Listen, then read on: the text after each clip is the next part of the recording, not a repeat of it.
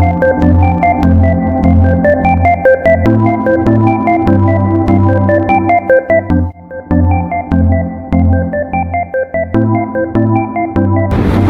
nama saya Dewi Aziza Rosyanti dengan NPM akhir 101. Perkenalkan, nama saya Fitri Wardah, NPM 103.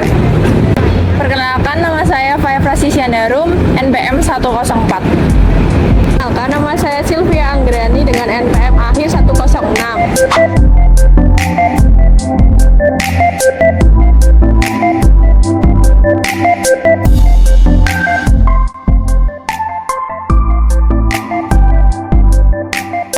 Halo guys.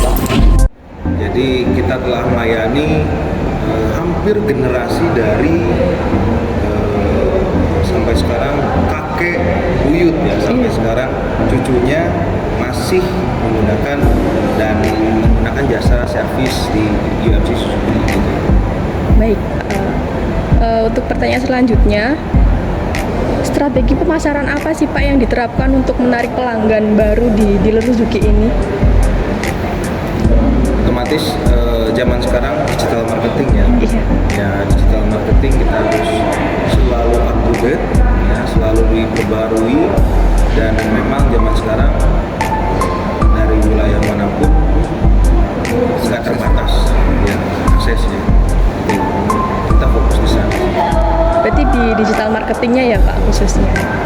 Terus tambahan ya, memang kalau untuk strategi bisnis itu kan lebih pada kita harus tahu ya yang lagi update itu seperti apa. Iya, betul. Sehingga untuk pembentukan terkait, kembali lagi namanya pembekalan manpower. Iya. Secara kemampuan baik itu soft skill, hard skill, itu harus secara keseluruhan itu harus mampu untuk menghadapi perkembangan dari persaingan yang sangat kompetitif untuk saat ini. Iya, iya. Berarti ada program pelatihan khusus ya Pak yang diterapkan untuk staf-staf yang ada di sini? Ya, kita ada, jadi memang yang saya sangat garis bawahi di sini itu kita sangat menghargai tadi ya, kita ingin meningkatkan terkait dengan manpower, yang mana itu kan kalau kita ingin memaksimalkan pasti ada training, development secara berkesinambungan. Kita selaku tim training dan development itu selalu ada sebuah rencana yang kita sudah implementasikan secara tersistem.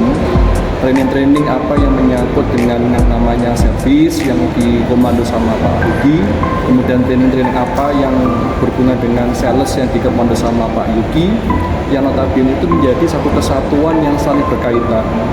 Nah, training-training yang lain itu juga akan kita maksimalkan di semua bagian atau divisi yang notabene apa yang menjadi keinginan atau goal dari perusahaan itu akan tercapai.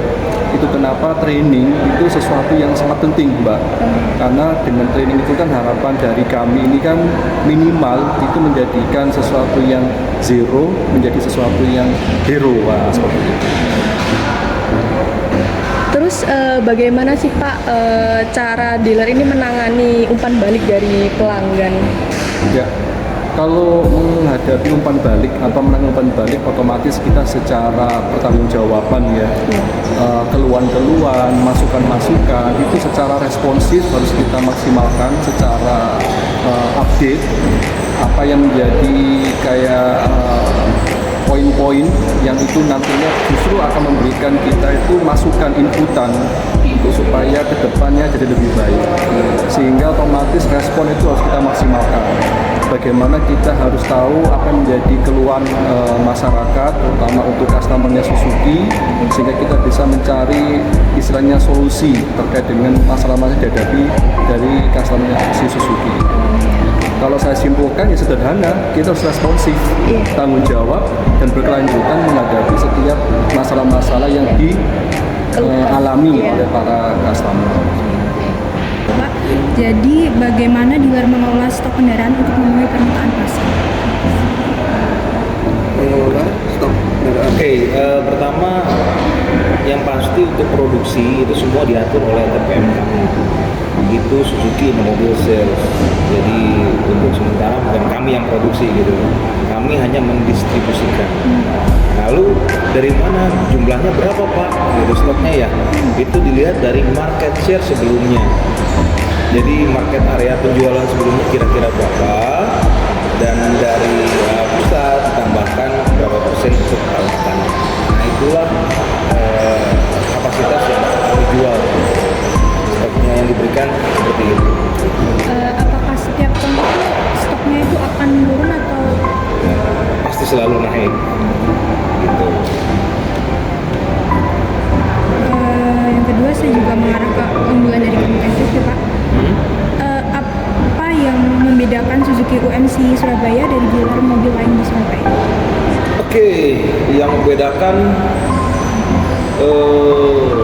sebenarnya luas.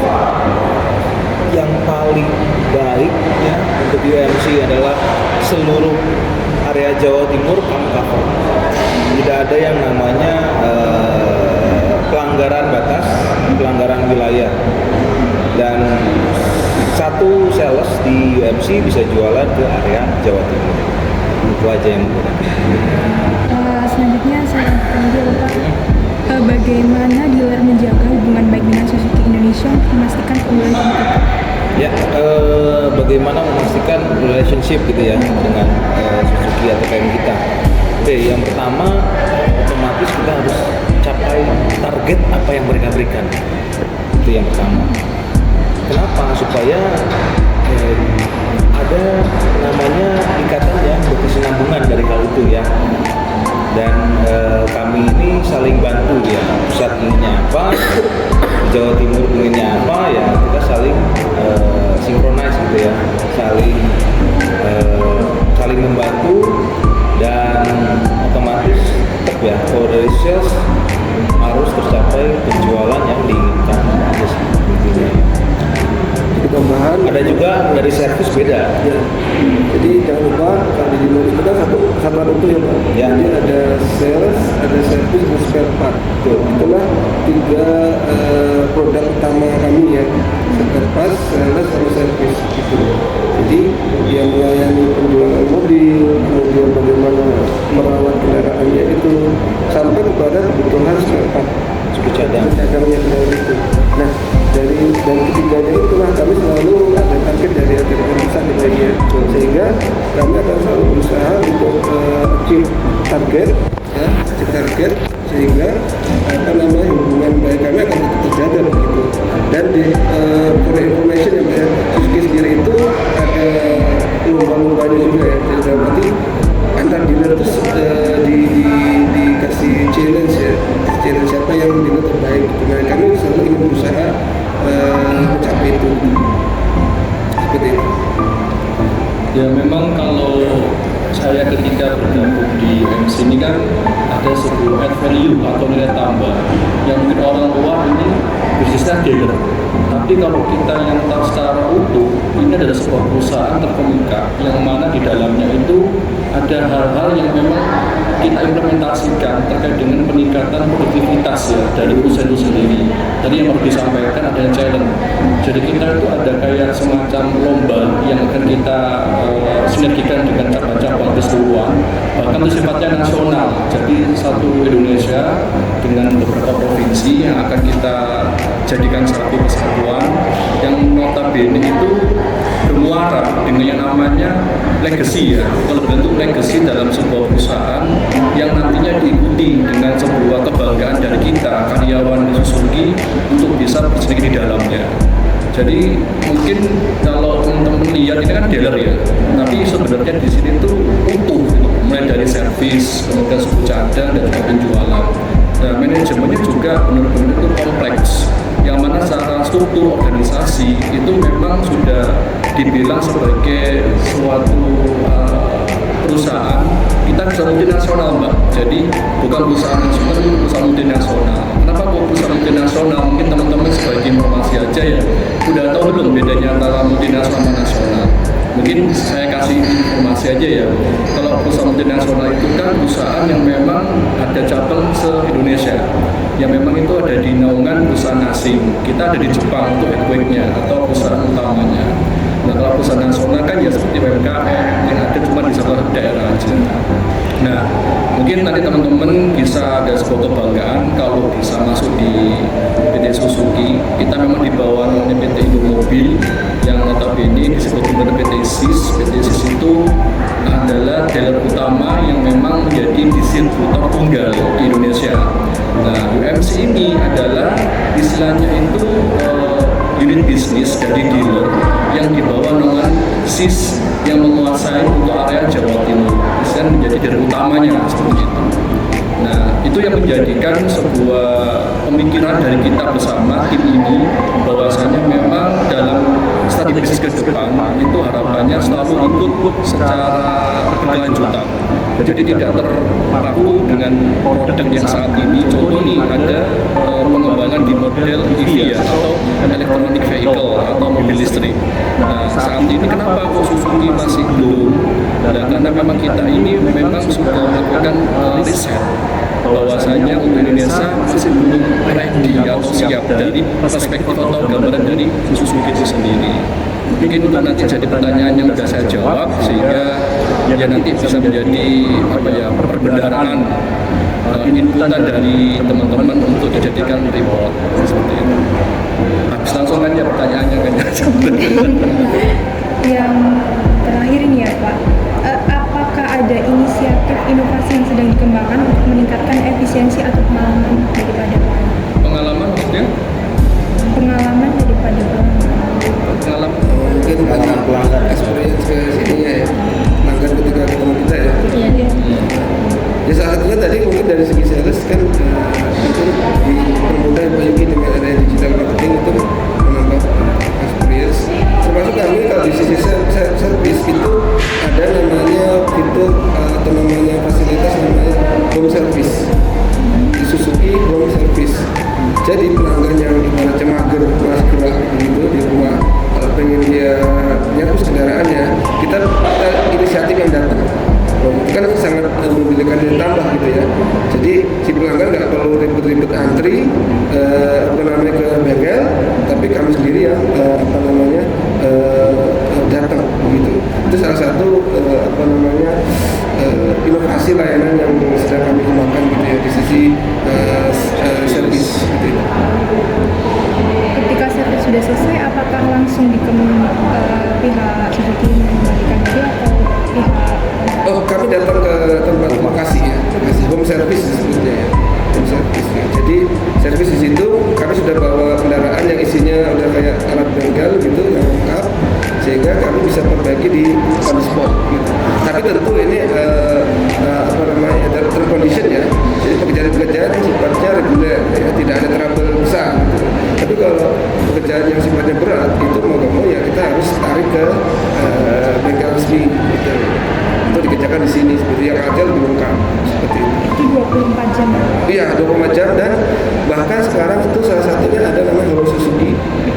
Jadi orang yang mogok dimanapun, kapanpun, tengah malam ya, tengah jalan, pokoknya kalau dia telepon Halo Suzuki yang di pusat, maka nanti akan segera disalurkan ke dinas Suzuki terdekat di tempat dia yang mogok itu. Jadi sampai segitunya. Emergency road assist namanya ya. Jadi untuk kemudahan pengalaman customer yang lebih ya. Jadi dia tidak perlu takut lagi loh. Servisnya lebih mudah gitu ya. Jadi beli mobilnya juga dapat promonya besar ya Pak Yuki ya. Servisnya enak. Kemudian kalaupun mau di jalan segera disamperin seperti itu. Kita nggak harap ya, tapi kan somehow kadang-kadang ada mogok segala macam mungkin karena bensinnya habis sebenarnya customer ini kita datengin. Dan itu customer tinggal telepon Halo Suzuki, kemudian langsung dikoneksikan ke dealer terdekat. Selanjutnya saya akan Jadi nggak ada alasan beli Suzuki ya. Mungkin pertanyaannya singkat aja. Ini ada yang bawa roda 4 teman-teman. Roda 4 nggak ada. Kebetulan nggak ada ya. Berarti kampusnya boleh ditawarkan ya, itunya ya, dosennya ya. Iya. Ada promo Bu, Pak. Itu bisnis bro. Betul. Gitu. Kita harus mindsetnya bisnis. Saat ini kami sudah punya 16 cabang. tambah satu lagi 17. Dulunya berapa Mas Yu? Sebelum pandemi itu Dulu sempat 24. 24 ya. Karena pandemi ada masalah. Saat ini 17. Kalau di Surabaya cuma satu aja. Enggak. Itu. Kota Surabaya 4. Ya, 4. Itu masuk Mio. Oh ya, iya. Yang paling baru baru buka 1 minggu yang lalu. Permisi Bapak, saya izin bertanya mengenai terkait dengan strategi penetapan harga.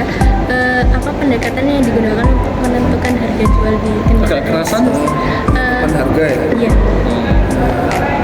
Kalau dari segi servis ya kita punya tabel harga yang sudah standar ya dari Bitesis ya.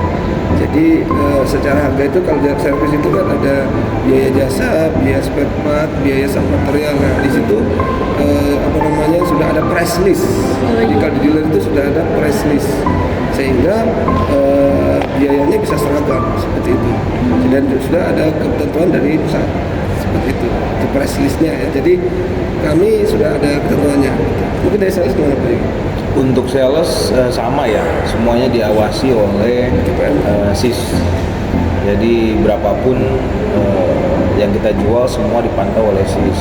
Apalagi kemarin sempet ya harga gorengan Jimny 5 pintu itu sempat mencuat, tapi di kami alhamdulillahnya tidak ya, karena itu hanya di wilayah Jabodetabek saja. Tapi untuk wilayah Jawa Timur semua sudah tercover dengan baik dan benar.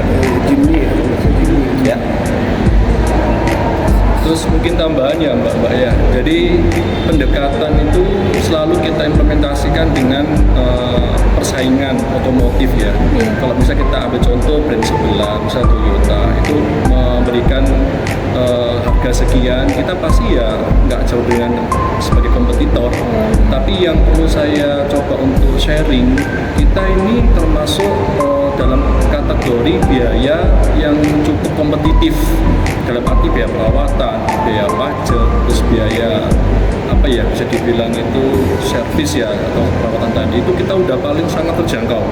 Jadi mungkin ini tambah ilmu buat teman-teman. Kita ambil contoh nih dengan dua brand sebelah ya, dibandingkan dengan Suzuki. Suzuki ini kalau kita akumulasikan dalam hitungan 1 tahun itu dia paling rendah secara biaya-biaya tadi itu.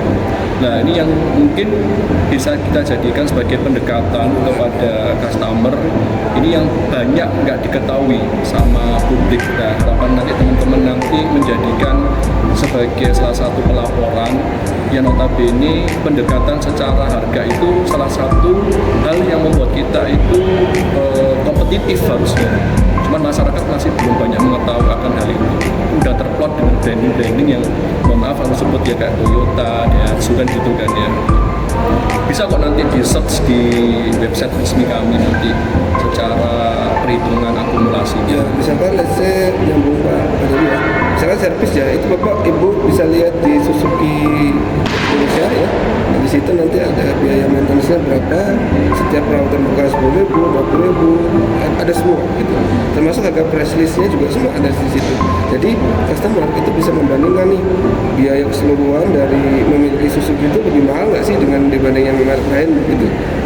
Dan mungkin itu bisa jadi inputan ya untuk laporan mbak-mbak semua ini.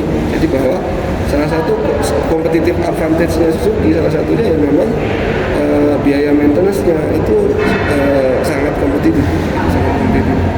Iya. Karena PN kan ini ya, aku yakin punya kemampuan untuk beli mobil. Nah, sekarang itu segmentasinya itu espresso teman-teman. Dia itu cocok banget untuk para kaum mahasiswa, namanya espresso. Dan coba di search jenisnya espresso ini ada, contohnya nggak masukin, nggak ada. Kebetulan nggak ada contohnya. Kebetulan nggak ada. Itu pendekatannya ya yang kita coba untuk implementasikan. Banyak ya, antara espresso betul, Vitara, Vitara, ada Baleno, bisa Seven, gitu. Banyak pilihannya. Dengan DP murah ya kan? Iya. Dan mesin yang bandel lain, ya serius. Mogok di jalan bisa disamperin, aman, tenang, seperti itu. Itu apa namanya, competitive advantage, economic mode yang bagus buat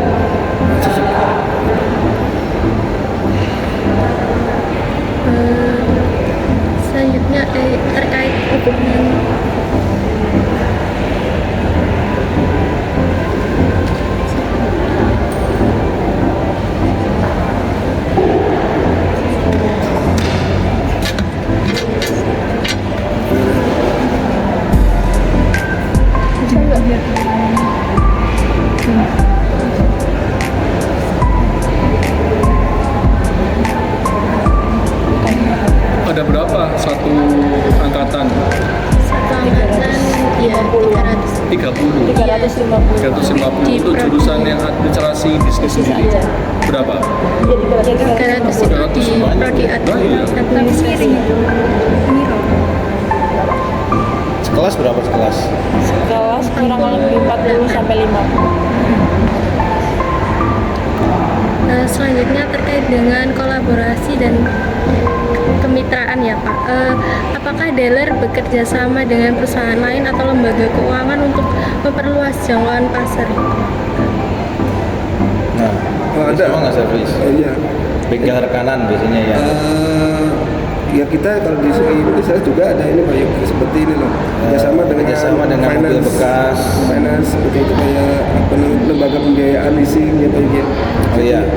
Apa namanya, kita kerjasama dengan leasing yang terkenal ya, BCA, Suzuki Finance dan sebagainya, untuk apa ya, memberikan kemudahan customer supaya bisa mudah beli mobil seperti itu. Terus dari segi servis sendiri kita juga kerjasama dengan pemerintah, Pemda. Kita ada namanya kontrak servis. Jadi kalau kontrak servis itu keuntungannya si atau Pemda atau perusahaan tersebut itu ya, itu bayarnya bisa tempo gitu loh. Kalau customer retail biasa kan datang harus bayar langsung kan, tapi kalau kontrak servis nanti bisa ditempo seperti itu, mungkin di akhir periode atau bagaimana. Yang jelas kami lakukan kerjasama seperti itu, namanya MOU ya, Memorandum of Understanding, untuk kerjasama servis seperti itu dari servis. Kemudian mungkin dari spare part juga kerjasama untuk toko-toko ya, part shop ya. Kami juga kerjasama dalam arti mereka sebagai sumber suku cadang asli Suzuki untuk distribusi di pasar-pasar seperti itu. Nah inilah beberapa kerjasama yang dilakukan dengan merek atau perusahaan lain. Sebenarnya Suzuki sudah menyediakan semuanya ya, mulai dari penjualan, servis, sehingga syukur cadang ya. Lalu ada juga lembaga-lembaga lain yang diikutkan, misalkan Suzuki Finance, itu adalah lembaga keuangan untuk Suzuki ya. Lalu ada Auto Value. Auto Value ini adalah rekanan mobil bekas gitu ya. Misalkan ada customer yang ingin jual mobilnya, bisa dijualkan oleh Auto Value tersebut gitu. Sebenarnya Suzuki sudah menyediakan semua, namun untuk keinginan customernya seperti apa bisa menyesuaikan.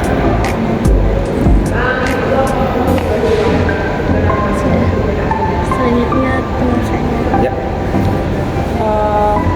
Pak, saya akan bertanya, apakah di Suzuki UMC ini memiliki program tanggung jawab sosial perusahaan atau CSR? CSR ya? Ya.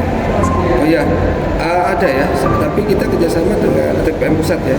Jadi atas nama Suzuki Indonesia itu, salah satunya dengan SMK ya, kita kerjasama membuat kelas industri gitu ya, kelas khusus, sehingga ada talenta-talenta dari SMK yang bagus nanti bisa diserap di dinas resmi Suzuki gitu. Tapi kami memberikan donasi berupa kendaraan, ya, praktek seperti itu.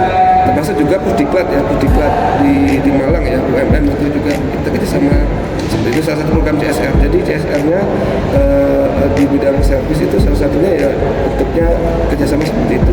Termasuk juga kunjungan pabrik, ya kunjungan pabrik Suzuki itu ada masyarakat bisa mengakses, terutama lembaga pendidikan ya, lembaga pendidikan entah itu kampus, SMK, politeknik itu bisa ngajuin jadwal untuk bisa berkunjung di pabrik seperti itu, dan CSR yang lainnya, dan itu semua sudah ada lengkap di websitenya Suzuki seperti itu.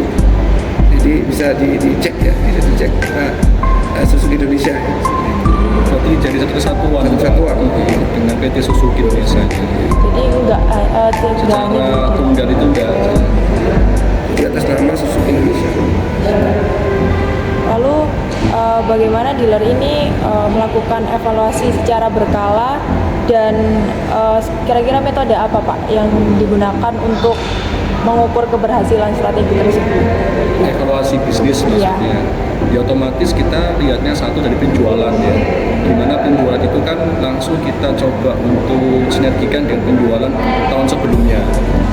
Ketika nanti akan ada sebuah penilaian mengenai penurunan, maka otomatis strateginya kita lakukan dari beberapa aspek. Salah satunya peningkatan terkait dengan kemampuan dari karyawan itu sendiri. Yang kedua, kita juga harus melihat dari aspek secara eksternal, artinya apa? Kompetitif, kemudian apa nih kira-kira yang masih belum menjadi kekuatannya Suzuki, kita akan menjadi sebuah barometer untuk kita increase atau tingkatkan. Terus kemudian kita juga berpikir secara keseluruhan. Apa tadi yang saya sampaikan di sini adalah kita berupaya untuk memberikan sebuah istilahnya ini ya kayak informasi secara solutif mengenai satu kepuasan kepada customer atau konsumen terkait dengan pelayanan. Terus yang kedua otomatis juga terkait dengan kekuatan dari Suzuki itu sendiri yang harus kita jual. Nah dari beberapa hal tadi itu yang menjadikan strategi buat kita ke depannya supaya tetap selalu berkesinambungan bisnis kita, strategi kita dan juga peningkatan akan target kita sendiri. Itu pasti perlu dengan goal perusahaan itu sendiri sih. Kita kan sudah punya visi misi nih, kita jadikan sebagai perusahaan atau sebagai dealer yang terkemuka di Jawa Timur. Nah dari situ pasti kita juga punya serentetan program-program atau plan yang selalu kita jadikan target terkait dengan upaya dalam mendapatkan pencapaian tersebut. Jadi udah tersistem semuanya. Dan kira-kira apa sih Pak tantangan yang terbesar yang pernah dihadapi sama Suzuki? Kalau menurut saya, tantangan paling besar adalah satu, bagaimana kita memberikan sebuah pemahaman ya kepada masyarakat bahwa Suzuki ini adalah produk yang sangat unggul dari semua aspek. Kita coba untuk menggiring penilaian masyarakat dari kompetitor. Ini yang perlu sebuah usaha yang sangat besar, berkelanjutan dan berkesinambungan.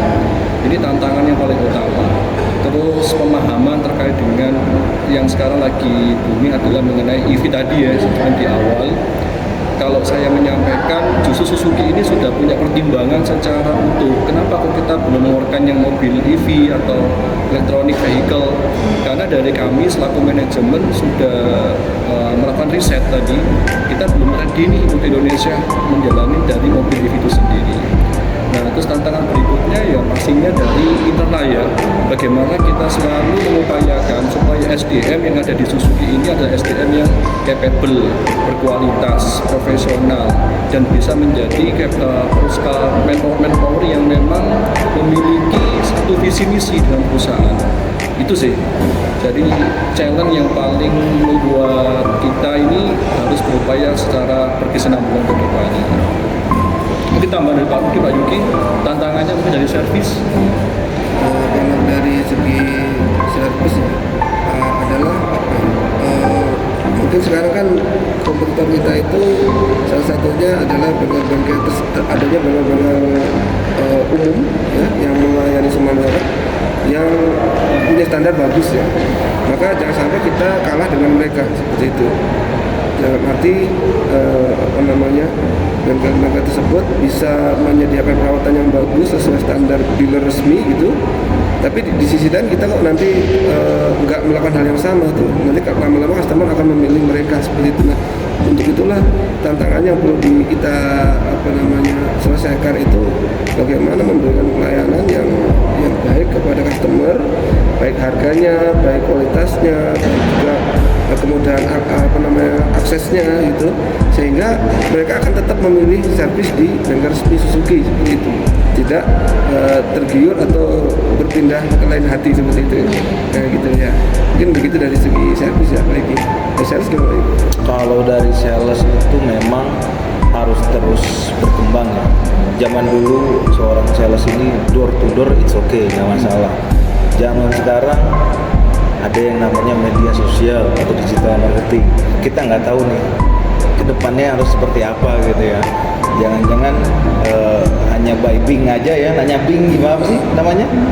AI, nanya Bing AI udah bisa jualan mobil, kan kita nggak tahu ya. Nah, makanya kita harus sering up to date, terus berkembang, harus terus lakukan inovasi, itu aja. Iya, terus satu yang penting ya kalau dari SDM itu Gen Z itu menjadi tantangan buat kami dari sisi human resource ya. Iya. Kalau teman-teman pasti kan Gen Z kan, yang sepemahaman kami Gen Z ini pemikirannya adalah lalu mengentengkan terkait dengan apa yang menjadi tanggung jawab mereka. Ya itu yang menjadi tantangan buat kami dari sisi manpower untuk saat ini. Bagaimana mendapatkan kualitas Gen Z itu yang bisa bertanggung jawab terhadap dirinya dan perusahaan, yang memiliki kemampuan dalam meningkatkan dirinya dan perusahaan, itu tantangan besar buat kami. Kalau meng-hire anak-anak yang mungkin experience ya, kalau milenial mungkin insya Allah masih kita bisa maksimalkan. Tapi kalau Gen Z ini loh, yang notabene menjadi challenge luar biasa bagi tim HR terutama ini. Paham nggak di sini? Dan mengaku ya kalau Gen Z itu menjadi salah satu indikator yang sangat sulit untuk dipahami. Itu. Halo guys. Kita lagi di UMC Suzuki Surabaya. Kami habis wawancara bersama pihak manajemen dari Suzuki.